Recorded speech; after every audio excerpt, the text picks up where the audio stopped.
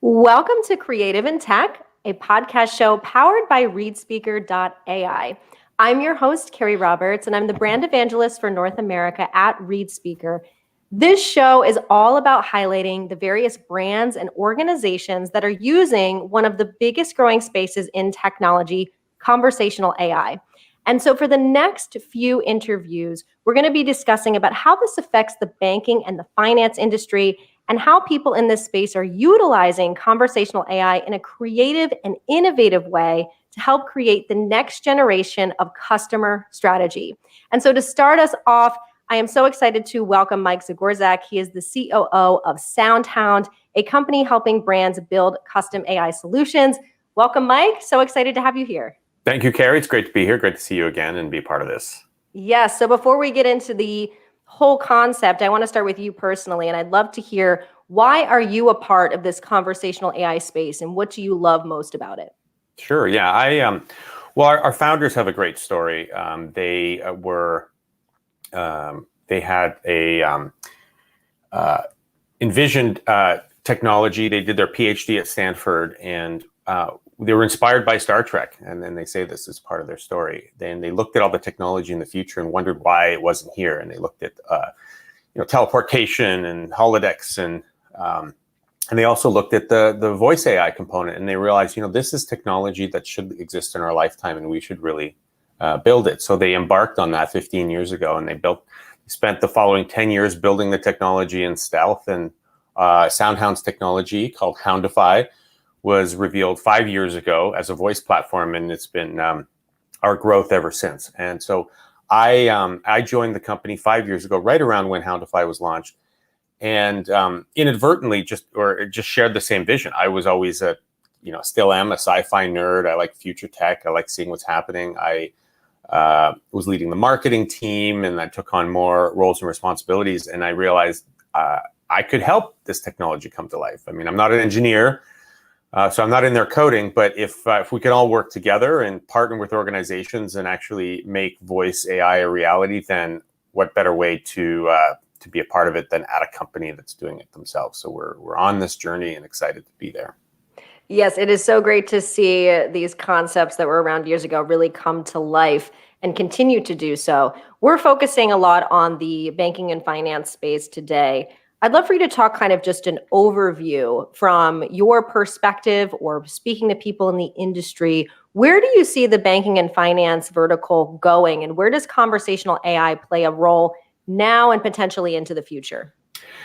Yeah, that's great. I was excited to talk about this. I mean, my general statement about industries as a whole is when you look at voice AI across industries, each one is evolving at a different rate in a different direction, right? So you have automotive, and they're on their journey, and then you have the IoT companies, and then you have this broad realm of service and enterprise organizations that don't necessarily make physical products, and they're really on that journey. And banking is a great one to focus on because they've been increasingly aggressive in that space.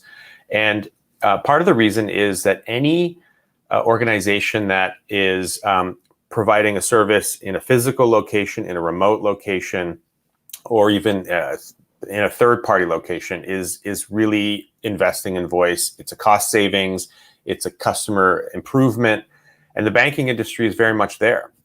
You're basically seeing it in two subcategories.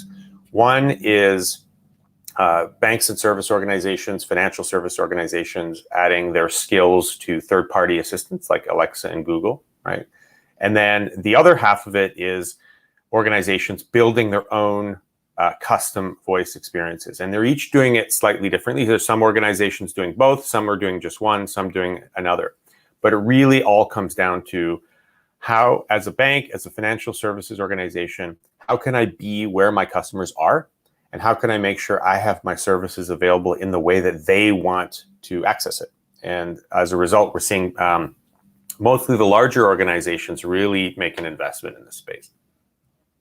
Yeah, I think, again, being where your customer is at is a big piece of that. And I just want to show Victor is here saying hello. If you have a question or comment during the conversation, please feel free to write it in, and we will bring it up for Mike to answer as well. I know recently SoundHound worked with Opus Research, and you kind of surveyed a variety of industries, but the financial services was in that area. Can you talk a little bit about what the research showed in terms of usage of conversational AI or anything else that would be of significance with this conversation? Yeah, absolutely. Well, the research overall showed that the 2/3 of organizations are actively exploring voice assistants, and that's cross industry. And banking was no exception. Banking industry really focused on exactly that, is providing services where their customers are, where they need to be. There's a variety of research out there, and we're just happy to be a part of it. Of course, if you're interested in the Opus research, you can find that at houndify.com and download the report. But even additional data points, like 75% of respondents from banks, large banks, said they're currently implementing various forms of AI strategies. The owners of smart speakers themselves are increasingly looking to use banking services. So the trajectory, if you look around and if you're part of a large bank, you'll already see that there's various forms of assistance. So that was really supported by the research. And I want to talk about what SoundHound and Houndify have done specifically in terms of use cases or potential use cases that you have for the banking and financial industry. Can you talk a little bit about the types of things that you've done or are building? Yeah, absolutely. So one of the things I would say is going back to how I subcategorized activity in the banking space, and this applies across industry, is one strategy, which is to build a skill or action on a Google or an Alexa, and that's really about being where your customer is, and it's a worthwhile strategy, and I think there's a lot of upside to doing that sort of thing, because you're going to appeal to a subset of your users who are active on those platforms. But interestingly and importantly, that is extending your service into a third-party environment. The other side is building your own custom voice experience. It's extending your brand directly to your customers. So they're not accessing you through an Alexa or Google. They're speaking to you directly. And the predominant place we're seeing that is through a mobile app experience, right? So we already know that there's things like Siri and Google Assistant that are really part of the mobile app mobile device. However, the mobile app can be voice enabled. So Bank of America is a prominent one where they have their Erica voice assistant, and they're unlocking features and capabilities directly through the app. And the reason that's powerful is they're just simple use cases that simply work better with voice. So you can ask a much more complex statement, like show me checks I deposited, in the last 2 months, right? You're avoiding a lot of taps. It's quick. It's responsive. So a lot of the bigger banks are really exploring that. And the reason that's important is because it's truly an omni-channel solution, right? So now you can start imagining that the voice experience you have in your app can be the same as you might have on a website. It could be the same that you would have over the phone or at an ATM. So a voice-first omni-channel experience is really the prize. And banks and any organization who are pursuing that will find that they can start to build the central voice AI that is that services customers using conversational interfaces and conversational language. The place that we play in it is our Houndify technology is fundamentally different from everything else out there. The typical process is a user speaks and make a query, and that query gets turned into text. And after the NLU process takes that text and turns it to meaning. So it's essentially a two-step process, is you translate what I said into text and then try to figure out what I need to say. Our technology does it in real time. So as the person is speaking, that's being translated into voice AI, into NLU. And that allows it to be more accurate because we're able to understand the context. So in a banking example, if I'm asking something that's banking related, the response will be quick, faster, more accurate because we already know as the person speaking, they're asking about banking. Or if they ask about something else, we know they're not talking about banking. So we're now engaged with multiple organizations, nothing we've formally announced as of yet, who are really looking at not only creating that voice-enabled experience in-app, but cross-functionally and across platforms as well. Yeah, and I want to speak a little bit more about voice because we have people in banking and finance that get voice, they're using it. Like you said, Bank of America. We have some that kind of maybe tried it a few years ago and said, well, it's not working, or I'm not really sure what to do next. We have some that are just unsure what to do, either scared or just not sure if it's the right fit or where to start. And I just want to kind of add to your conversation here is that voice has a lot of pieces to it. As you mentioned, when we speak to it, it has to be able to recognize what we're saying. It has to understand and create some sort of meaning, as you mentioned, through some sort of conversational design. And then it has to speak back to you. So there's so many moving pieces, and that's just kind of the core, let alone all the other things that are kind of added to it.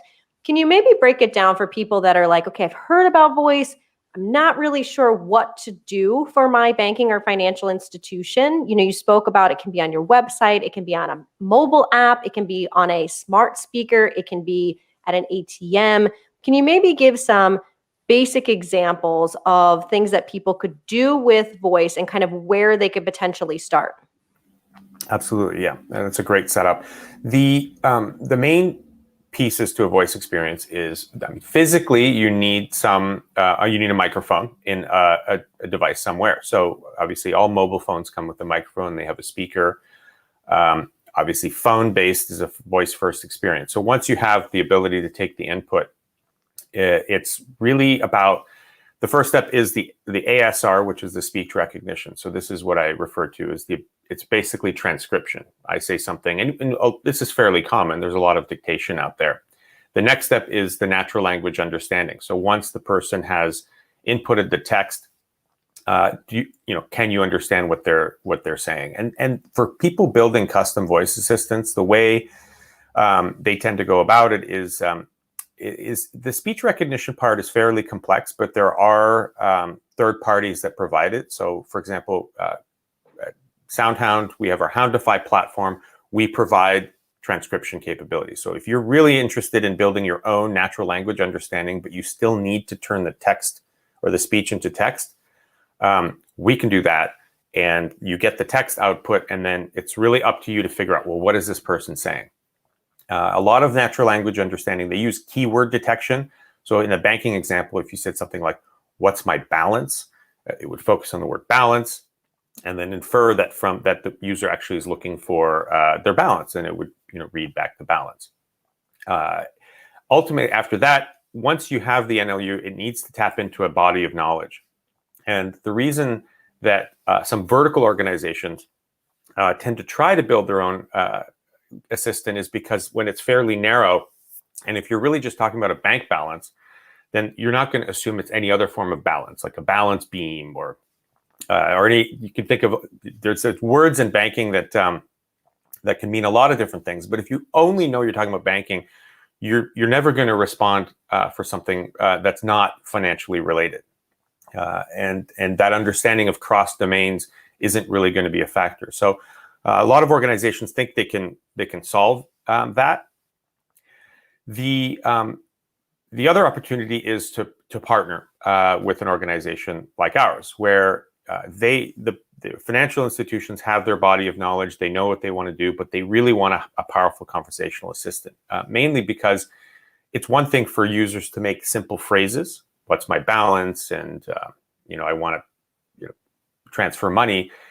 But people don't really speak that way. We want a conversational voice assistant. So what we have is the ability to have much more complex, compound conversational experiences. And that just gives everybody a running start to focus on what they do best, which is obviously servicing the customer and not having to reinvent technology that companies like ours have put a decade plus of innovation into. And once you have that, you can make it available anywhere. You can make it available on the app. You can make it available over the phone, ATMs. In the banking industry, accessibility is critical. So supporting people, allowing them to do banking if they don't have broadest use of capabilities, whether there might be have visual challenges or physical ones. Voice simply just unlocks so much of what you can do with the service, and banking organizations are very attuned to that, and they're very broad and successful in that area. Yeah, and I think, another thing that I hear quite often, obviously in this space, is two things. One is obviously the privacy issue, and then the other piece is about well, we don't want to replace our people per se. And, I always think about, this idea of like, it's not necessarily replacing all of your people, but it's answering the questions and getting them closer to what they need, or taking out the things that you don't need a person to answer. What's my balance? You don't need a human being to answer that for someone. So you're using your customer service reps for really more in-depth questions. Can you speak a little bit to kind of those two concerns that seem to be pretty common within this vertical? Absolutely. I would say that even a few years ago, banks and financial institutions were not as aggressive in the voice space because of security concerns, but they've really made strides since then. It used to be all on-prem servers, and the need for security was in many ways a limiter to innovation, because they said we can't compromise, we can't be as aggressive. They've overcome a lot of those hurdles to a point where you can now access your information on third-party devices like Alexa. So the industry really has adapted to the need to be cloud-based, to be on demand, and to be in more places than one. And that, as a result, has opened the door to doing a lot more innovative work, including voice AI. And so maintaining those security protocols, but being adaptable, is really the mix. There are some user-facing technologies that they're employing to differing degrees. One is biometrics. So this is recognizing your voice and speech patterns. So that's a capability that we have, and there's a few others that can provide it. Along with using some sort of voice password or voice code, right? So and banking's, the industry is two-factor authentication is the key, and it's a highly, highly secure way. You take one data point that is unique to the person, combine it with another, both within your control, you start to get very, very high capability rates. And some of them are inherent, like I said, a voice print or a fingerprint, and then some are known, like a voice password or a written password, and you have pretty high security at that point. And the so on the privacy front, that's really key. Can you refresh my memory on your second question? Yeah, so the second part that I get asked a lot is about, well, I don't want it to necessarily replace my workforce. Some people do, because they're like, okay, I'm saving money, which is a great ROI. But others, there's a fear of, well, we're not giving the same hands-on service as we would be with a human being. And so kind of differentiating that it's not replacing it, it's helping it in some sense, because it's taking away from some of those regularly asked easy questions. Can you kind of elaborate on that a little bit? Yeah, it's really about optimization, and the optimization, and really focusing on where people can make the biggest impact. So that even in the physical space, once upon a time, if you wanted to do any banking, you had to go into a branch, and branches would get overwhelmed and the lines would get long. So ATMs became the norm, and that way, if you needed to talk to a person in your branch, you could.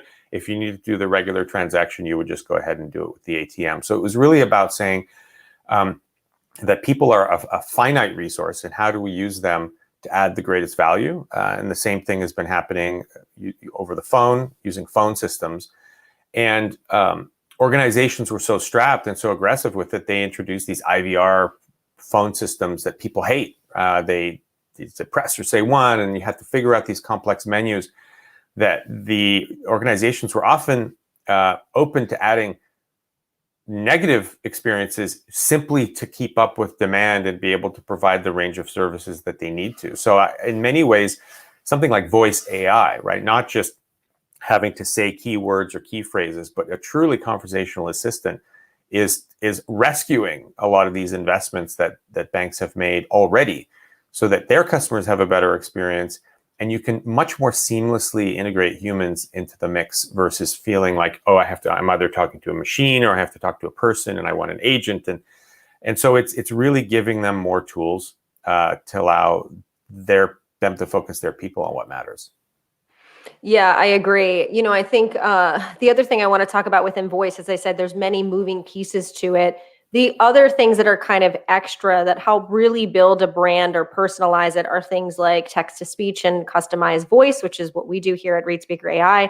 You also have things like a sonic brand. So things where they're using a particular sound or music that maybe they used in commercials, those sorts of things that really enhance some sort of brand experience. Can you speak to kind of how these types of things help personalize the voice experience and why that might be an important thing to add on to any bank or financial conversational AI? Absolutely. Those two are great, important elements. It really comes down to confidence and trust. That if, starting with the confidence, a lot of times when you've seen really powerful experiences with voice AI, the thing that really takes it across the line for people is the voice itself and how natural it can sound. So if I'm making a transaction, placing a restaurant reservation, or I'm simply asking for navigation or directions, the voice that comes back, humans are wired to interpret meaning from sound. And the way and a lot of times, the words that I say are less important than how I say it, right? I can say something like, get out or get out. And those same words, completely different meaning. So people really at a conscious and subconscious level infer so much from the voice that's speaking back to them. So I referred to ASR as speech recognition. That's the speech to text. The flip side is text to speech. Of course, that's something ReadSpeaker provides. And the style and voice and tone that your organization puts forward will directly impact people's interpretation of how capable you are. The consistency is the next component, and that's key. So if you hear the same voice over and over again, and it's already conveying the type of trusted qualities that you're looking for, it becomes an extension of your brand. So the same way you have a logo or a color scheme or a design, the voice you use, people will associate with your brand. And that extends into sonic branding. So if there's a sound or if there's any sort of non-verbal audio cues that you use to convey that something's happening, those all suddenly become key components of the experience, to a point where customers associate that with your brand, the quality, capability. If they don't hear it, they'll be missing it. And it really, at that point, the whole experience comes alive. I think it's a really important topic. It's not well understood, but the organizations that are looking comprehensively are picking up on it, and they're really investing in it. Yeah, and I want to just talk kind of a personal experience that I had with a credit card company I had, and just give an example of where conversational AI and all these things we're talking about could be great. And maybe you can share one if you've had an experience. But I paid off credit card debt, and that's a huge deal. That's an excitement. And I wanted the credit card company to be like, great job, that's fabulous. Like I wanted like stars, shooting star, something. And that wasn't it. It was kind of this awkward experience with the IVR and then with the person. And it kind of was like, ugh, you wanted the brand to be excited for you. And that can come from an actual person, or it could come from a conversational AI, which is part of the IVR or the automated phone message you have, where I say, when they say, what are you calling for? And I want to check my account because I paid off the debt. There can be something that says, wow, that's great. We're so proud of you. And maybe there's music that plays, and there's a feeling and experience that happens in that moment that should be there that I feel like is missing. And so that's kind of just a personal example that I think banks and financial institutions could be utilizing. Is there one that maybe you've experienced that you're like, wow, this could be improved in some capacity with conversational AI? I think we could all probably come up with many examples of that. The other interesting element here is that the convergence of what was traditionally called the call center or contact center with voice AI, and they are really vectoring into a single point. So in many times you could say, well, we want to build a voice assistant. It's going to be in our app, and people can just ask questions instead of typing on their mobile phone. But of course, then you start getting the realm of these chat bots, right? Because and typing and speaking are just two different ways of providing input. But of course, with typing, you're not necessarily getting that high touch experience. And then there's, on the flip side, there's three broad categories in terms of response. There's the full human response, where there's a contact center team that's been trained to say, hey, when somebody pays off their debt, by the way, just congratulate them. And they're like, yeah, got it. Okay. And sometimes you have to train, sometimes you don't. But for consistency purposes, you do want to do that. There's the we'll call it the hybrid experience, where, and this is a very big space where it's sort of AI-based physical experiences, where as the conversation's happening, there's a screen that's prompting the representative to say things. So in that case, it could say something like, congratulate the person because they just paid off their debt. And then there's the fully automated experience, which is absolutely in the realm of possibility. And that's a way to get some of those high touch experiences and just enough of those nods and prods to make it work. So I think these are all going to work in concert. And as the voice AI improves and it can start taking in some of these tangible and intangibles, we'll start seeing it play a bigger role. I would say just simply replacing the IVR is already a win, but then the ability to do more is going to be significant. So that's what I was referring to as the omni-channel experience, that if you're interacting with your voice, it doesn't matter where you're doing it. What matters is that it's a consistent experience in a way that delivers value and, of course, is efficient for the organization. Yes, and you guys at SoundHound really focus on a lot of customized voice experiences, like you said, to really kind of showcase the brand, including the wake word. There's a lot of things that you can do. Do you have maybe one tip or one piece of advice for any banking or financial institution that's like, okay, I think maybe I want to learn more or get started? What would be one piece of advice that you would give to them kind of in the very beginning of all of this?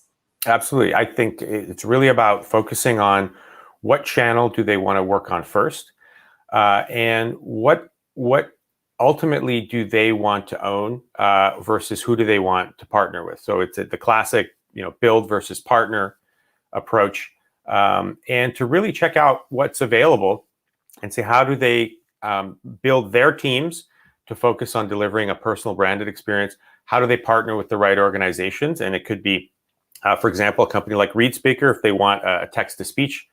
That's a very unique technology that they're probably not going to build themselves. When it comes to conversational voice AI, that's what we do. We do that very well.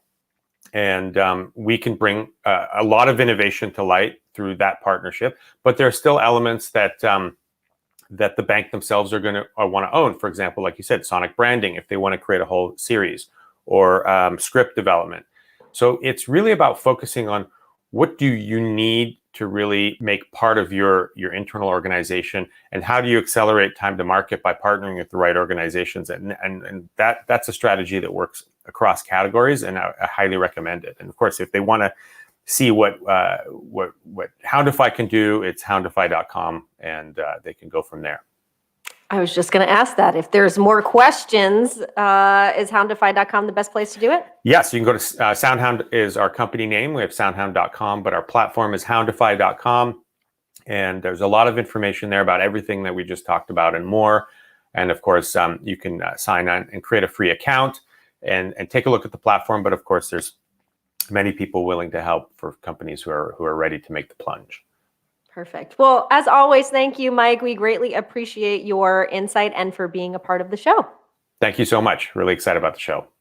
And if you are watching and listening, don't forget to subscribe to ReadSpeaker.ai's YouTube page, as well as check out the audio format of the podcast by searching for Creative and Tech wherever you listen to podcasts.